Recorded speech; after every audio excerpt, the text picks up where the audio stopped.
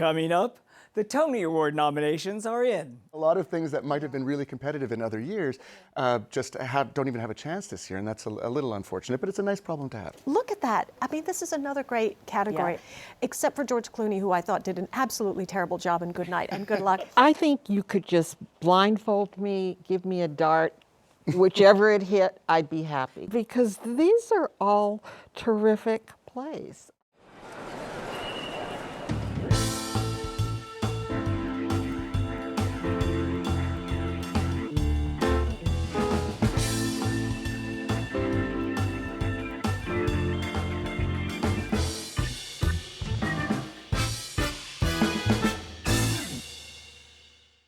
Hello, I'm Patrick Pacheco. Welcome to Theater All the Moving Parts. This year marks the 78th Annual Tony Awards, and Broadway's Super Bowl is set for June 8th at Radio City Music Hall, hosted by Cynthia Erivo. Among the headline-making nominations, I had a dream.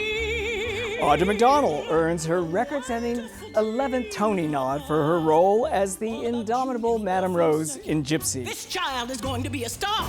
Carrie Young makes history of her own, with a 4th consecutive Tony nomination for her featured role in Brandon Jacobs Jenkins' Purpose. And 3 very different musicals are sharing the spotlight this season, with 10 Tony nominations apiece. And a high of 68. Maybe Happy Ending, a tender love story between obsolete helper bots in 2064 South Korea. It has to be. Death Becomes Her, the morbidly hilarious stage adaptation of the 1992 cult classic. And Buena Vista Social Club,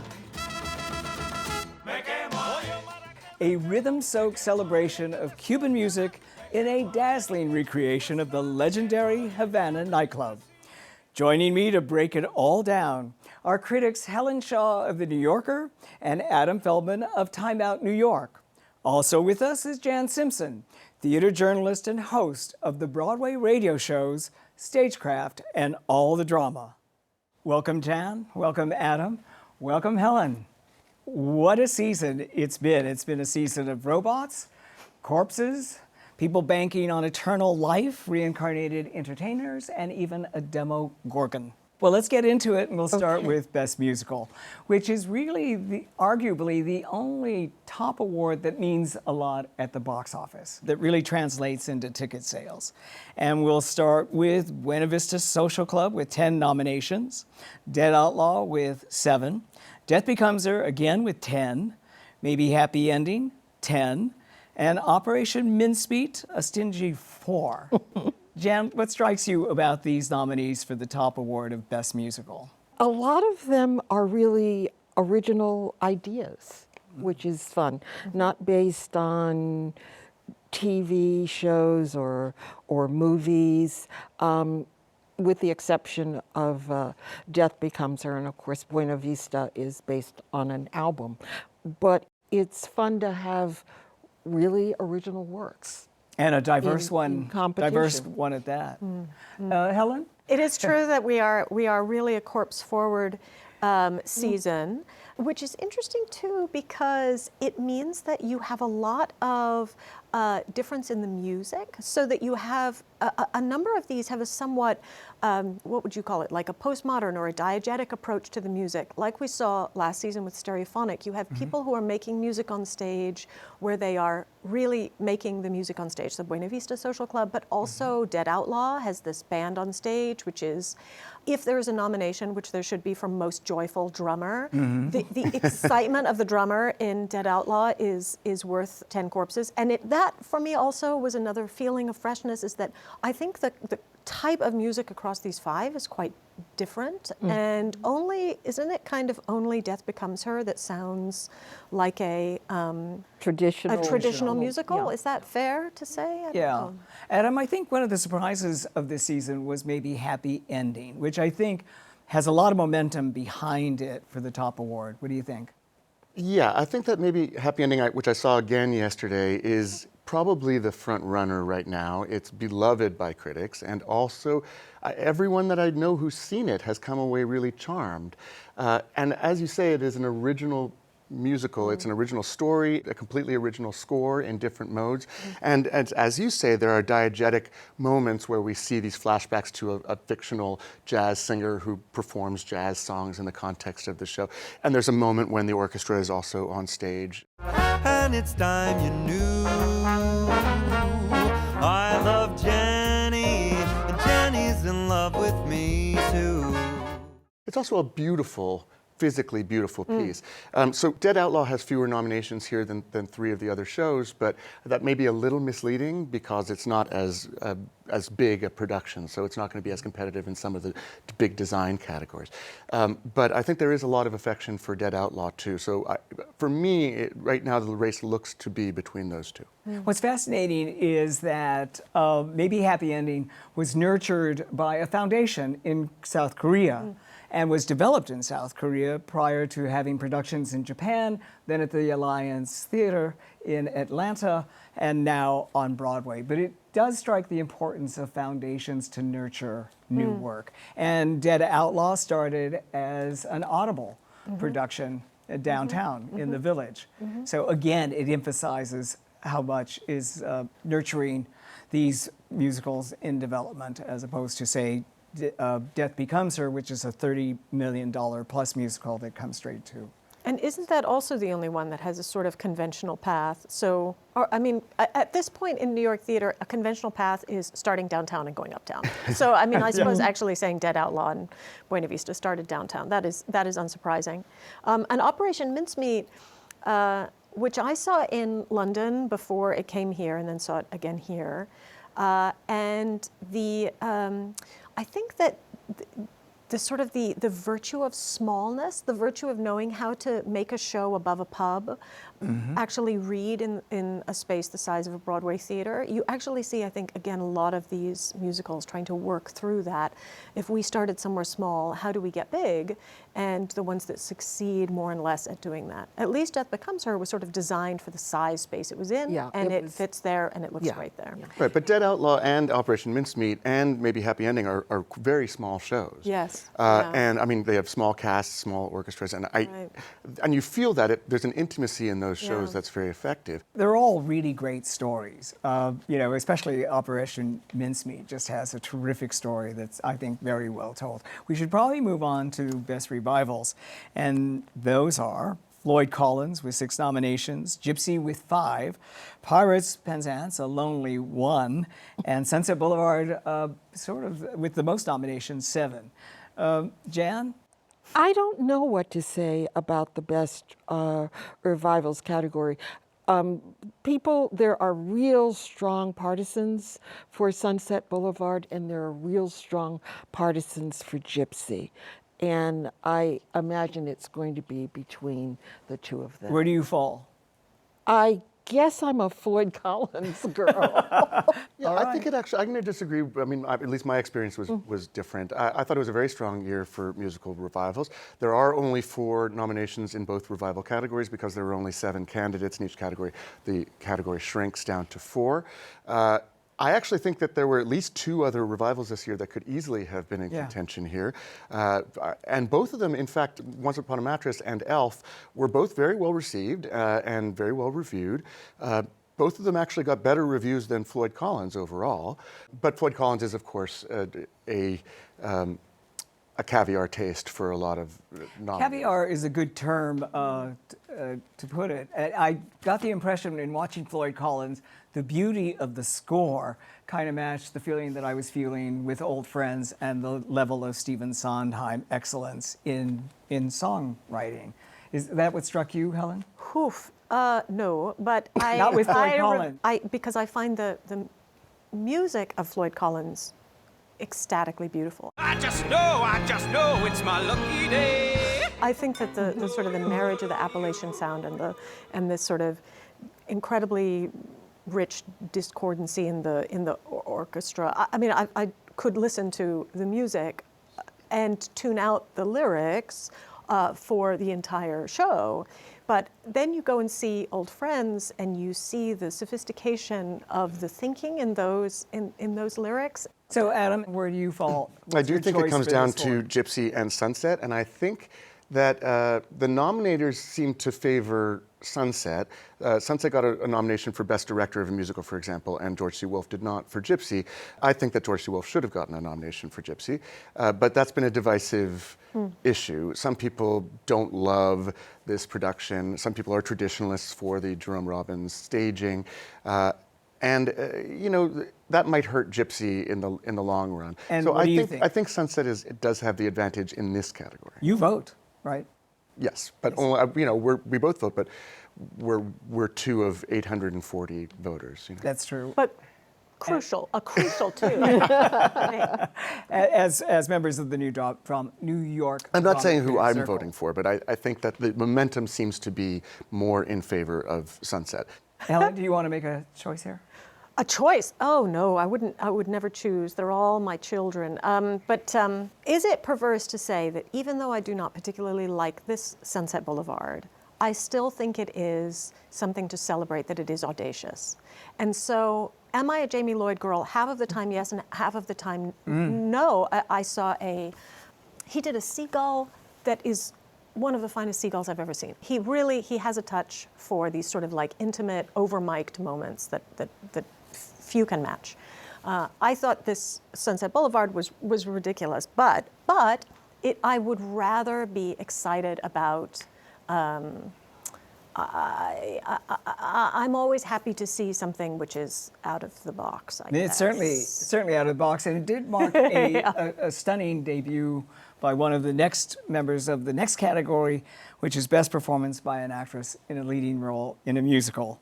And those are Megan Hilty for Death Becomes Her, Jennifer Samard for Death Becomes Her, Audra McDonald for Gypsy, Jasmine Amy Rogers for Boop, and Nicole Scherzinger, who we were just talking about, in Sunset Boulevard. This is a really, really tough category. And I don't know about you two, but looking over the ballot, I'm just going to keep moving around the choices. Jan, what do you think? As you say, it's a really, really tough category. It's really nice, though, to see Jasmine Amy Rogers on this list. She plays Betty Boop. It's a really incredible star-making performance.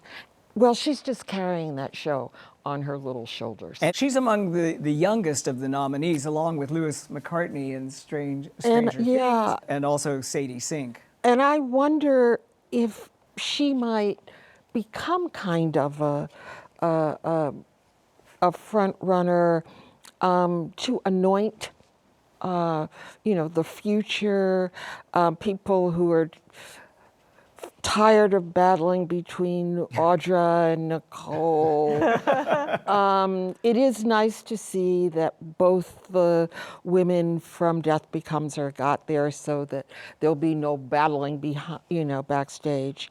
I think it would be lovely, actually, if Jasmine took it. You put your finger on what the Chatterati are all talking about, in the chat rooms, and that is the fact that there's a split vote, as you just pointed out, between Megan Hilty and Jennifer Samard, and a split vote between Audra McDonald and Nicole Scherzinger. Well, I think Adam? that the fact that Megan and Jen Samard are in the same show helped them both get nominated.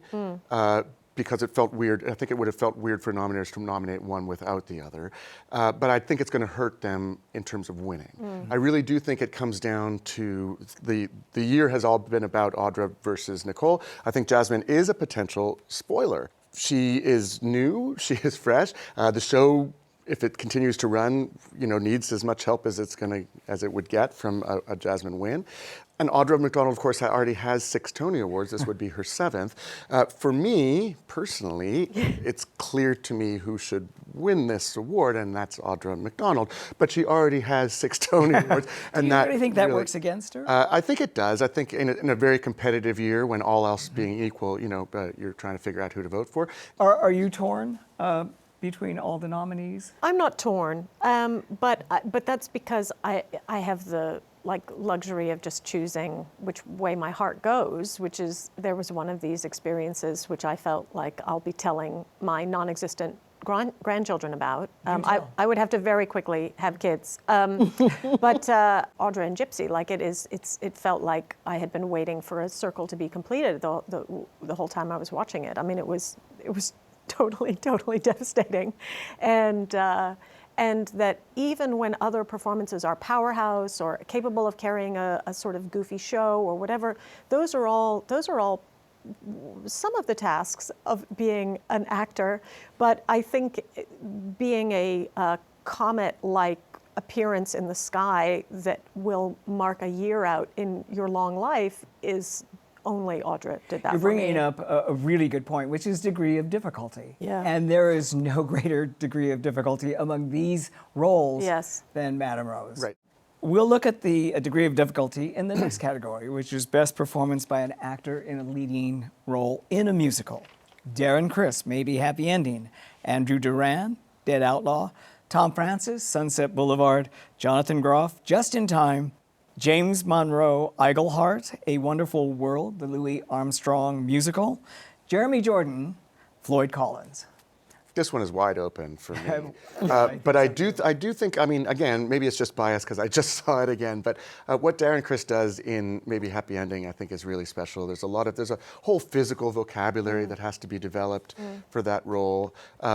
But Andrew Duran's physical performance is also incredibly impressive. It's not a spoiler, I think, to say that his character dies halfway through the show, and he is on stage for pretty much the rest of the show. Stock still. I have never seen someone, just on a technical level, I've seen lots of people play dead on stage. I've never seen anyone do it with this level You've never seen anyone do it with their eyes open. with his Yes. eyes open, Yeah, and that's you what don't his eyes catch open. him blink. I spent, a little bit of time. I spent, like 90 seconds at a time watching and waiting for him to blink, and I didn't catch him blink.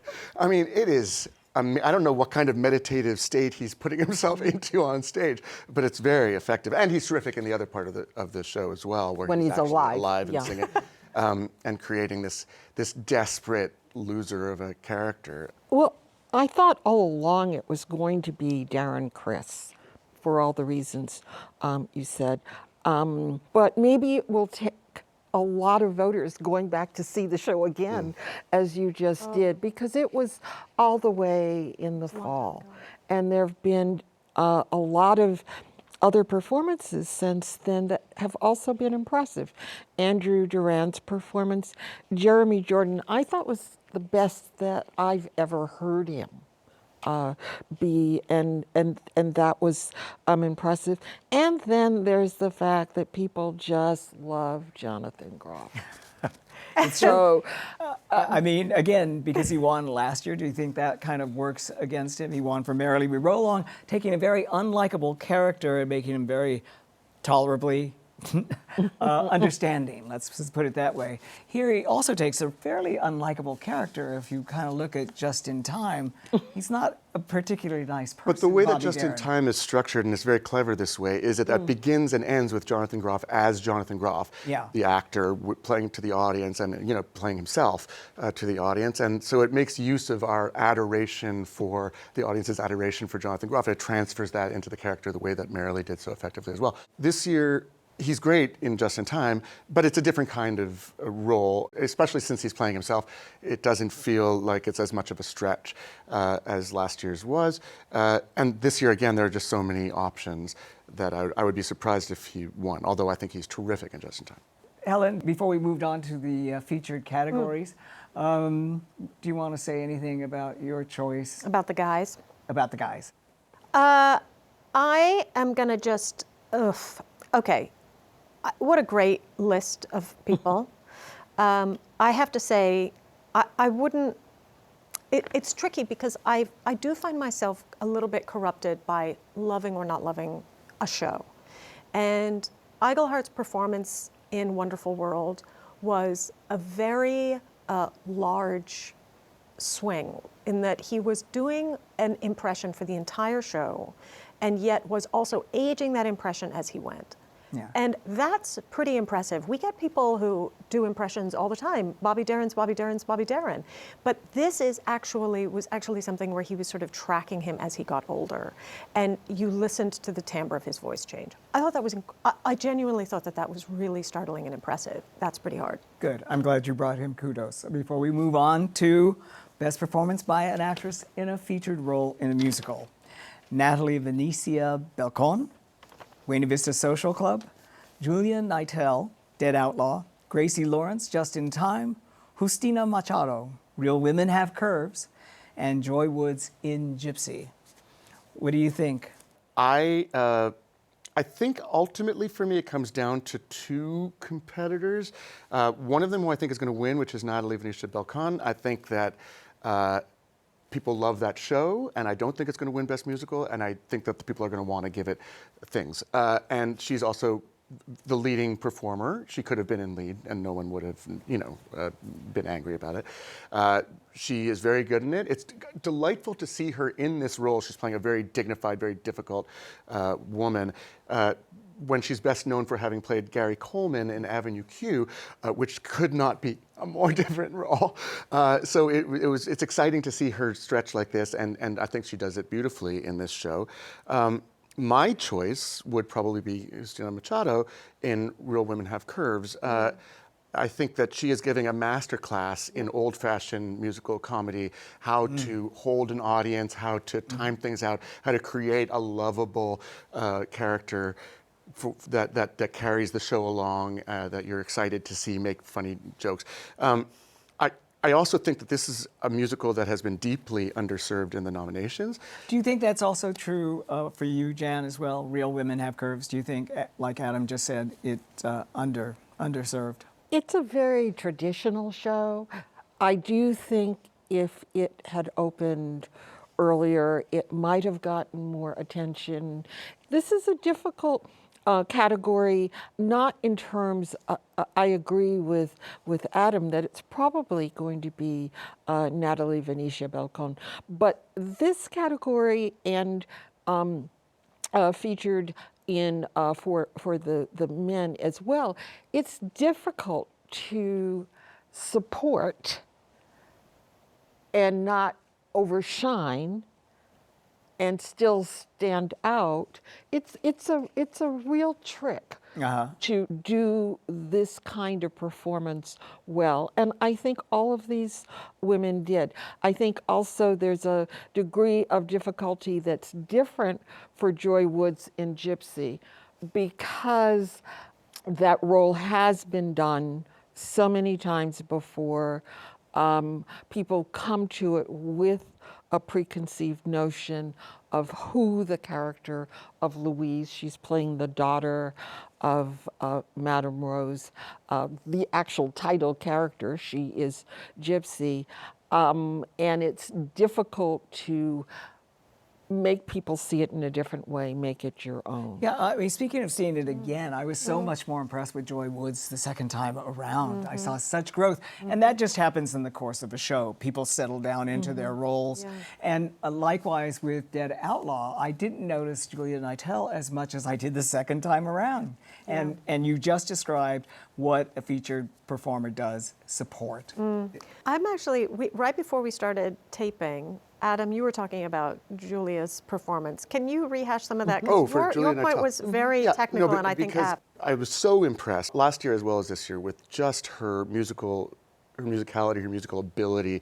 She plays two main roles in this, and she comes back as a child the second time, and she has very difficult music because she has to come in a child's voice at certain pitches.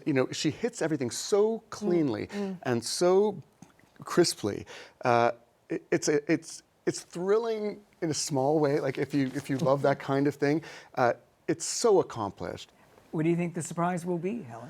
I see no reason why I should wind up with egg on my face. I think that everyone will split all of the votes, and it'll be, I don't really know, actually. I don't think that Joy Woods will win because I don't think people will go back.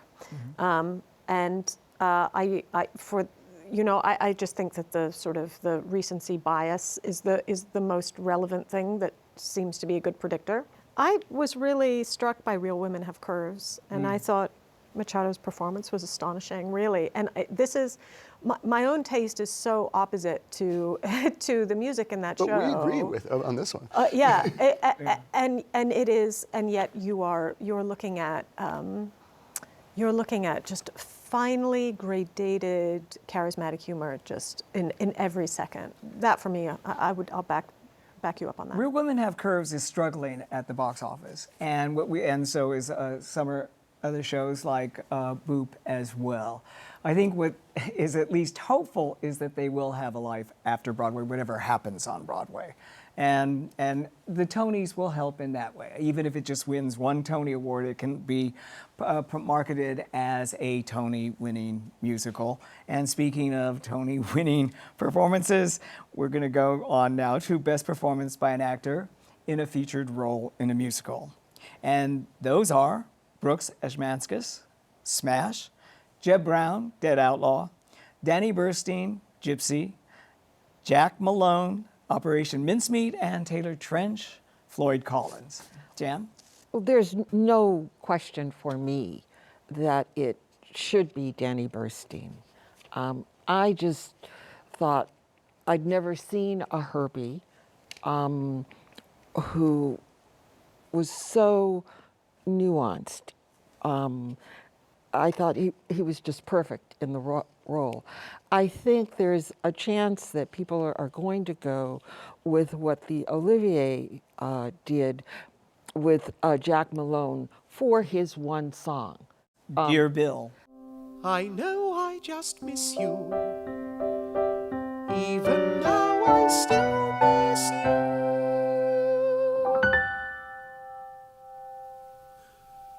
And why did we meet in the middle of a war? What a silly thing for anyone.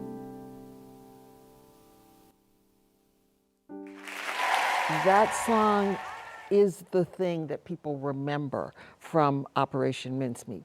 Even people who don't like Operation Mincemeat like that song. And often in these featured roles, it's that one moment that stands out that gets recognized and celebrated. And so he has a real strong shot. Because so much of that show is done in a hellzapoppin', farcical way. Yeah. And it's that one moment that it settles down and really delivers the emotional wallop that you're waiting for in this story, which is very emotional. As you say, it's the song that everyone agrees is terrific in the show. That said, this is always a category that can really surprise people. And Brooks Ashmanskas in Smash is doing what Brooks Ashmanskas does extremely well, but he's doing it as well or better as he's ever done it, and it's extremely funny. I think he'll be hurt by the fact that people are divided about the show, but I think it's a great performance. And Jeb Brown in Dead Outlaw is just perfect for this part and contributes an awful lot. Helen, you want to bring this part of our conversation to an end? I feel at this point I'm like, I went to London and I saw it in London, which is exactly what I'm doing. And I saw a different person perform it, and that person tore me apart as well. And so I can say, having done a horizontal tasting, that it's the song. It's the song. The song. Talking about Dear Bill. Dear Bill and so I hope, because I would like Jack Malone to win this, because I think it's the only award they have a shot at. So I want Jack to win, but on the other hand, so that means that I hope that people haven't actually seen two different people in that part, because it's the song that kills you. Well, I think this part of the discussion really proved it's a competitive season. Yeah. That wraps up our discussion of the musicals. We're taking a short break. When we return, we'll dive into the Tony-nominated plays and performances that defined the season. We're back, and so now all of our very smart panelists are going to dig into the plays. And those plays are for Best Play Tony, English with 5 nominations, The Hills of California with 7, John Proctor is the Villain with 7, O Mary with 5, and Purpose with 6. And Purpose, we should say, was just awarded the Pulitzer Prize for drama, and also on the same day, the New York Drama Critics Circle Award for Best Play. It's an extremely strong category for Best Play. Not only do you have Purpose, which is a Pulitzer winner, you also have English, which is also a Pulitzer winner, and you have O Mary, which was a Pulitzer finalist. So it's really, it's an incredibly rich year. You're absolutely right. It is incredibly competitive. Can you either say what you believe has the most momentum and who your choice is? Well, I think Or Purpose which- has a which lot of is your momentum choice? right now because it's just won all these prizes, etc. But it doesn't have Tony momentum in part because the nominators didn't nominate Felicia Rashad, the director, and did nominate all the other directors from these shows. And so that hurts it a little bit in terms of the prestige of it, but there's nothing the voters can do about that. Purpose is, I think, a terrific play. And I think that O Mary is the story of the season in terms of the sort of the surprise breakout cross-cultural mass culture transition breakout hit of the year. I don't know that when it's up against these kinds of plays if it can compete, or in fact if they will cancel each other out and O Mary, the delightful comedy that it is, might have a chance. Jan, I think we were all very bullish on all of these plays. I don't think there was one that we weren't. And Purpose struck me the second time I saw it as really a great American play. I thought it's up there on the top shelf. What do you think? I think you could just blindfold me, give me a dart, whichever it hit, I'd be happy. Close your eyes and just pause. Because these are all terrific plays. I mean, that really is all I have to say. I loved each of these plays. Which did you love more? Which was the most emotional? What gave you the most emotional response? The Hills of California. Okay. Yeah, I have to. Next to Purpose, I have to agree. I mean, is laughter an emotion? Yes, it Because is. if so, And then it's something it we was need So right Mary now. for me. Yeah. Helen? I mean, I was thinking about that book, The Season, and William Goldman's classic. incredible. And he does that clever thing where he actually hires a sort of market research company and goes around and asks people what they want from Broadway. And that the most surprising response is seriousness of purpose, seriousness of intent. And that he thinks no one, you would not have predicted that as being sort of the most important thing that people were looking for, especially given the way that we conduct ourselves in most of our lives. And I actually think that this is going to be one of the places where that's going to kind of come out a little bit. I think that's going to hurt O Mary, even though I think O Mary, I agree that it is the story of the year. I also, though, think it was the story of last year, which is not great in the eyes of the fickle 800, of which I am a band member. And I think that means that Purpose is going to take it. And possibly John Proctor is the villain, but I really think it's going to be Purpose yet again. The distinction in the next category, which is Best Revival of a Play, is that none of these shows are running right now. The ones that are running, and this is interesting because there was a surprise in this category for me. But and let's that get to was- the category sorry. first. In Best Revival of a Play, Eureka Day, which received 2 nominations, Romeo and Juliet with 1, Thornton Wilder's Our Town with 1, and Yellowface with 3. And what strikes you about this category? Adam? Oh, I was very surprised to see Romeo and Juliet in this category because there were things that I thought Romeo and Juliet could be nominated for, especially in some of the design categories. I wasn't expecting it to be nominated for Best Revival of a Play. It was probably the least well received of all of the revivals this year in terms of the overall critical impression. And there are 2 hugely publicized revivals that are happening right now at great expense for the ticket buyer, and they are Glengarry Glen Ross and Othello. We can quibble about the quality of those 2 productions, but I think that there's a bit of a pointedness to the exclusion here of both of those productions from this category. Glengarry is nominated elsewhere, and Othello is not. But they're neither of them nominated for Best Revival of Play. And we also, for Best Play, the one that's incredibly profitable right now, which is Good Night and Good Luck with George Clooney, is also not nominated for Best Play. These are the shows that are drawing in certain kind of tourist, and they're Very making an rich enormous tourist. amount of money, but they aren't necessarily the best of the year. And the Tony nominators, I think, are conscious of that. Jen, would you have included them over any of this list that we just went over? What Adam said, Glengarry, Glen Glengarry Ross, and Othello, certainly Othello? not. I thought actually it was kind of a weak year in terms of Play revivals. in terms of play revivals. None of them knocked me out. I think the one that impressed me the most was Romeo and Juliet, Ah, because Sam Gold committed to doing something which was to reach a young audience. It's a young story, and he wanted it to speak to young people. And he fully committed to that.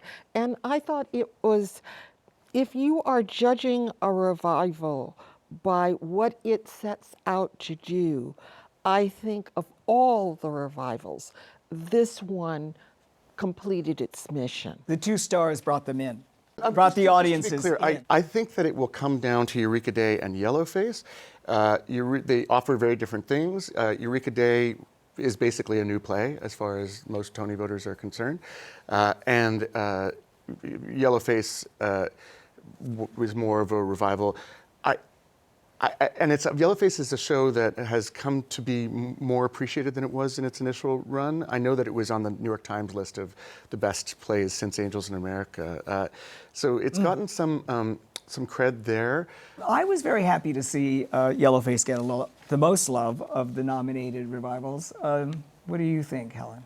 You know what the comparison in these two categories to me tells me, I mean, again, as you know, I can rain on any parade, is that we are doing far better by our playwrights. And when I say we, I mean like kind of the theater that is not just the New York theater, but sort of the National Theater as well as the theaters we're connected to across the seas, is that we are doing far better at finding and surfacing new and exciting playwrights than we are with directors. That play revival is ultimately a category, whether they are nominated or not, it is a category for directors. And we are not doing a good job of either training or giving the opportunities to, or like we have a very, very small bucket of directors that work on Broadway, and not enough of them have the facility for this kind of re-envisioning. And so I actually think that's probably how you get a Romeo and Juliet on there, is that people are like, well, you know, Sam Gold, as you say, took a swing and it connected. I will say, I mean, it connected with a friend I took to it who sat on the aisle, and then Kit Connor sat next to her, and I watched as she reverted into what I can only describe as a 13-year-old girl, and I was shocked and disappointed, but it was wonderful to see like how this he had used the room around us, that he had actually, you know, he had people crawling in the ceiling and stuff, and that it felt like kids in a theater putting on a show. It took me back to college when we used to have the keys to the building, and it had that kind of mayhem aspect to it. I thought that Lee Silverman, the director of Yellowface, did a very good job of presenting that story and telling that narrative. And it was a very complicated story at that. We should move on to a category that Kit Connor, who was in Romeo and Juliet and did a very good job of it, was not in. But there are 6 nominees, and those 6 nominees are George Clooney for Good Night and Good Luck, Cola Scola, Oh Mary, no surprise there, John Michael Hill in Purpose, Harry Lennox in Purpose, Daniel Day Kim in Yellowface, Lewis McCartney, Stranger Things, The First Shadow. I think Daniel Day Kim, it's a record insofar as he is the first Asian American to be nominated in this category. And it was great that he was nominated. Helen, what do you think? I think that Kit Connor didn't get nominated because the nominators are jealous that he could do a chin-up on stage. And so all of these 6 should be forced to do a chin-up in the Tony ceremony, and then that is how we will award it. No, Have you seen come on, it's Daniel Day great. Kim's body? I refuse Just to go on Google. the record about that.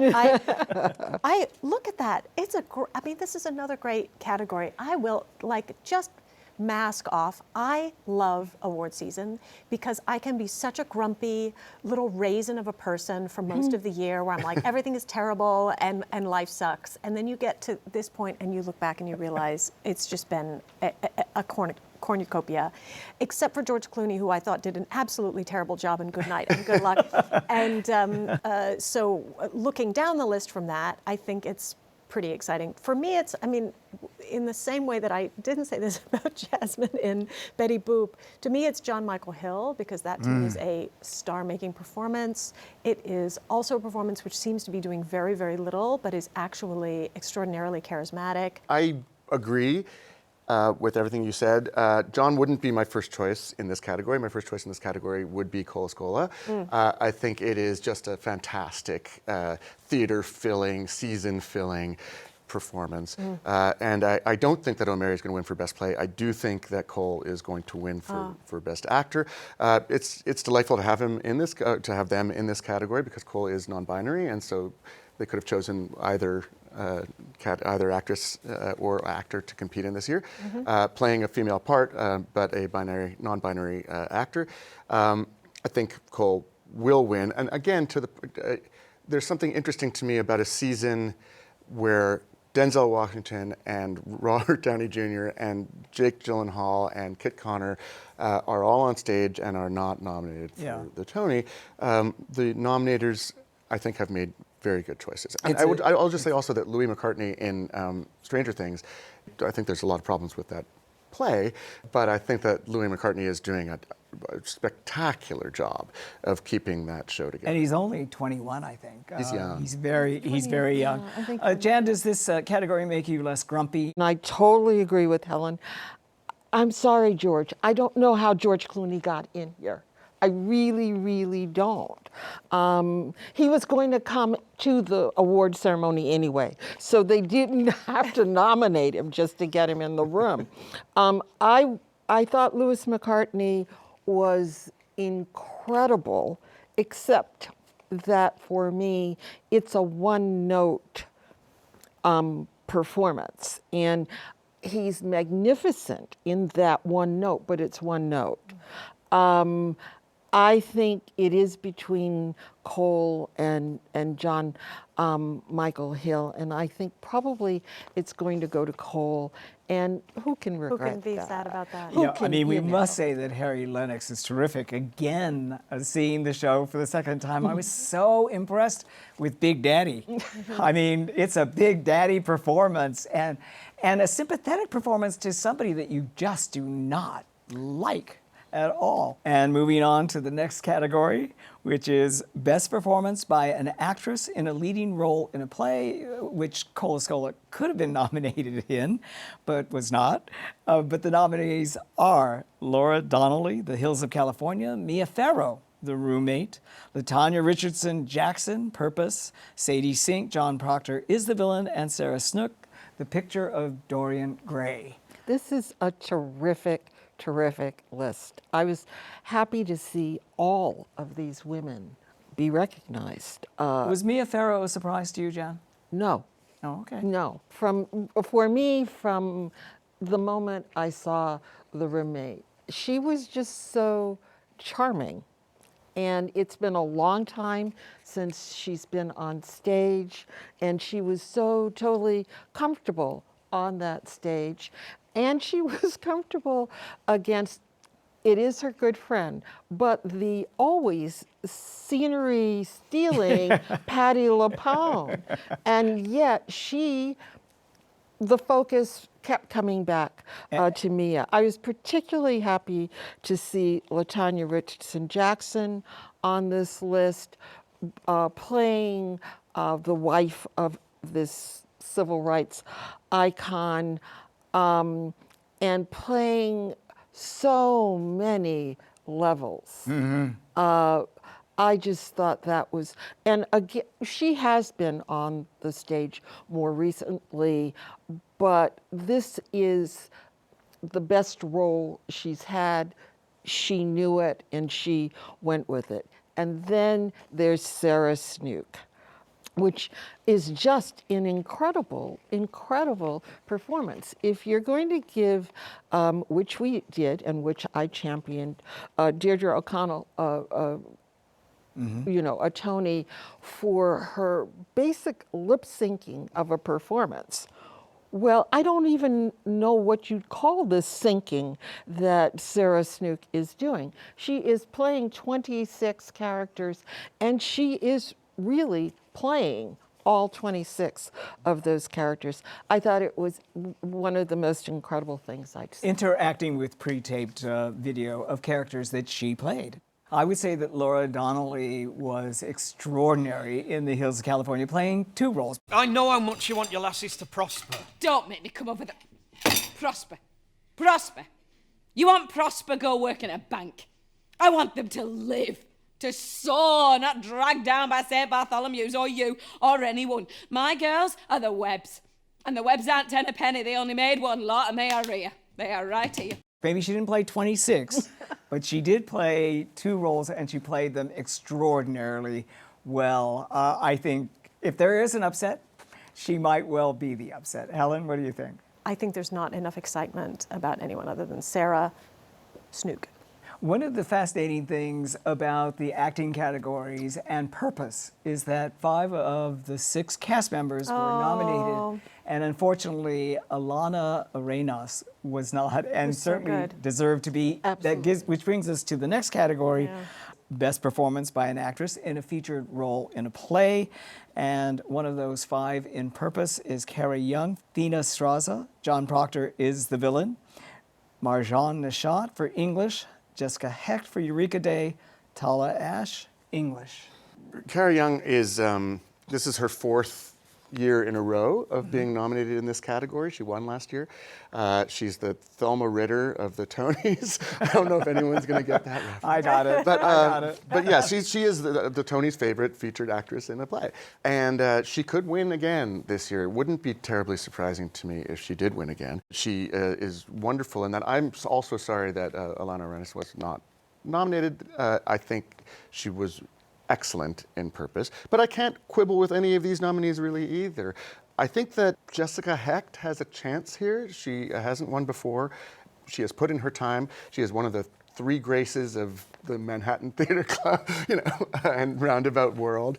It's sort of, you know, Laura Linney and Cynthia Nixon and Jessica Hecht. And she, in this revival or production of Eureka Day, is the central emotional character, and I think she was really beautiful in it. So I wouldn't be mad at any of these people winning. I think that Fina Straza has a chance also because I don't think that John Proctor is going to be winning anything else, and this would be an opportunity to essentially recognize the excellence of the ensemble.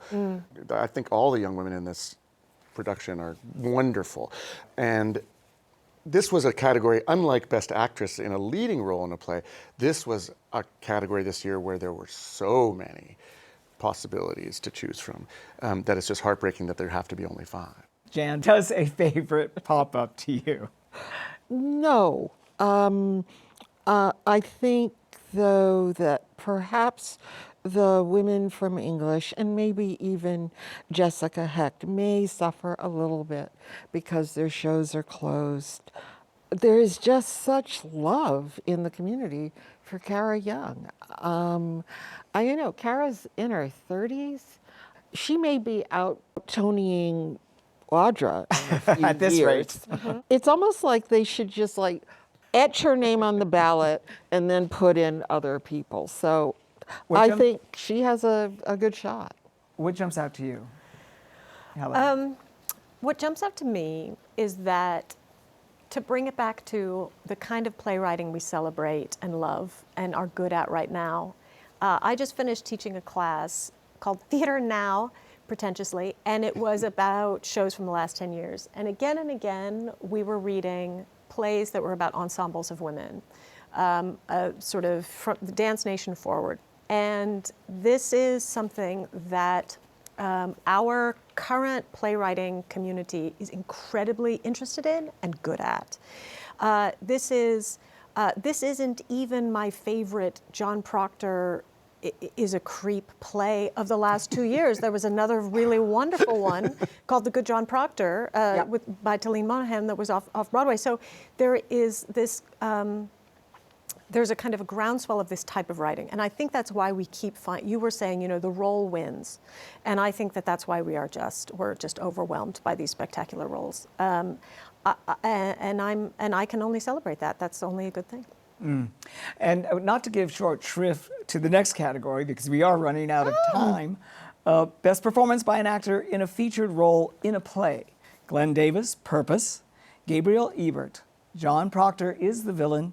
Francis Jew, Yellowface. Bob Odenkirk, Glengarry Glen Ross. And Conrad Ricamora, O'Mary, which I was very glad to see, along with Francis Jew as well.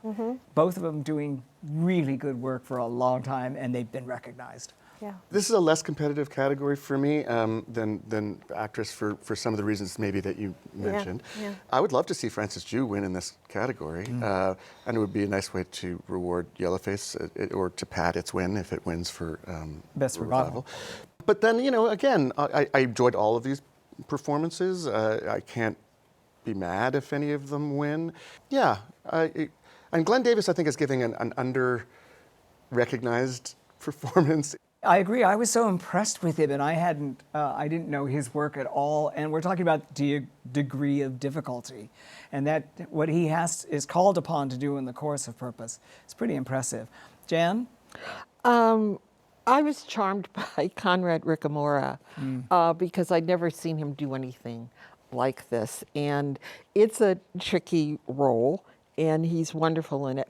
But if you ask where my emotion goes, where my heart goes, it would have to go to Francis Jew because he, in a way, is the emotional heart of Yellowface. The only slight detraction for me is that he did the role before, and it's sort of revival of a role. But maybe it's just because I'm so down on the Glengarry revival. For the other four men, again, blindfold me, give me the dart, Yes. and any of them would make me happy. Well, how did Bill Burr not get nominated for Glengarry? Yes. He's actually giving a performance where you're like, oh, the show makes sense again. Yes. I actually found that like utterly baffling, but... Well, it's the strength of the category, I think, but I was very gratified that Bob Odenkirk got nominated. well, we can agree to disagree. Yeah. What are awards for? You know what I mean?